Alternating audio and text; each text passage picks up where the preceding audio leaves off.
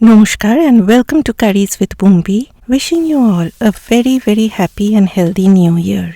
Now I thought of starting the new year by showing something healthy. By healthy it doesn't have to be bland and boring. I will show you something that will be delicious, comforting, something that requires just a few basic ingredients. Red lentils, also known as Masoor Dal in India, is something that is easily available everywhere and it is reasonably priced as well. I've taken half a cup of red lentils that I have rinsed very well. I added 2 cups of hot water, half a teaspoon of turmeric powder, a teaspoon of oil to prevent foaming up, and half a teaspoon of salt.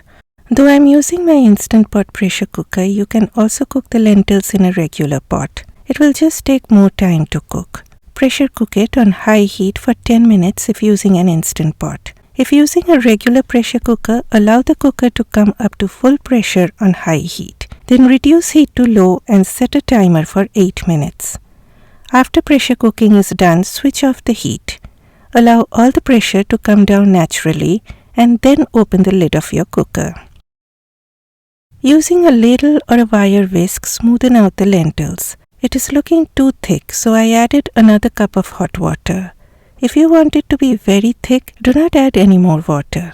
Next, blend a jar out. I have used 1 large onion, from which I am using just a quarter of it which needs to be pureed. Then ginger and just 1 clove of garlic. Add about half a cup of water and puree it to a fine paste. If you do not have a blender, do not worry. Try grating everything very fine using a grater or a microplane. That will also work. Pan on medium heat, add 2 tablespoons of oil. Once the oil heats up, add just 1/8 of a teaspoon of salt and then the cauliflower. I usually pat dry the cauliflower after rinsing using a kitchen towel, or else you will be greeted with a lot of splatter. Because you know hot oil and water don't get along well at all. I added just a tiny pinch of turmeric powder. Stir on medium heat, cover it from time to time, then come back to it frequently, giving it a stir. Cut the cauliflower into large chunky pieces for this recipe, or else they will disappear at the end. When they get these brown spots on them, take them out. I added 2 tablespoons of oil. Then sliced onions enter the pan along with 1/4 of a teaspoon of salt. Fry the onions on medium heat till they turn golden brown in color. Do not fry them to the point that they turn too dark brown in color. When the onions look like this, it is time to add the onion ginger garlic paste. I added 2 tablespoons of water to my blender jar to get all that blender jar goodness to the last drop. I don't mind stirring for a few more extra minutes to get rid of that water, but I really dislike wasting anything. Stir on medium-high heat till it looks dry and pasty. Then I added tomatoes and 2 whole green chillies. I grew these chillies during summer and froze them. I used them all throughout the winter. Add just a splash of water because it is spice time. But today you will be surprised to see how less spice I used. I added half a teaspoon of turmeric powder and half a teaspoon of chilli powder. I always use Kashmiri red chilli powder because it is mild. But mild for me doesn't mean mild for you. It can still be very overwhelming for some people. Stir on low heat just for a few seconds and then the fried cauliflower jumps in, along with 1/8 of a teaspoon of black pepper powder and half a teaspoon of salt.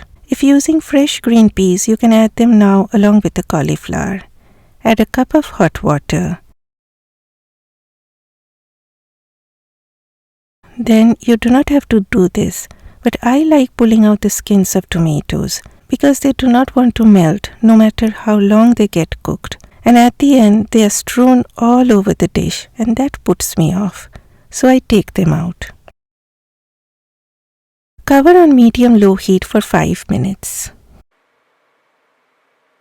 After 5 minutes, my cauliflower has become almost tender. Do not wait for it to become fully tender because it will again be cooked with the dal for a few more minutes. So if your cauliflower turns all soft at this point before adding the lentils, then at the end you will need a magnifying lens to spy out the cauliflower. And we are not making lentils with awfully mushy dushy cauliflower. Okay, I added the dal along with half a cup more of hot water.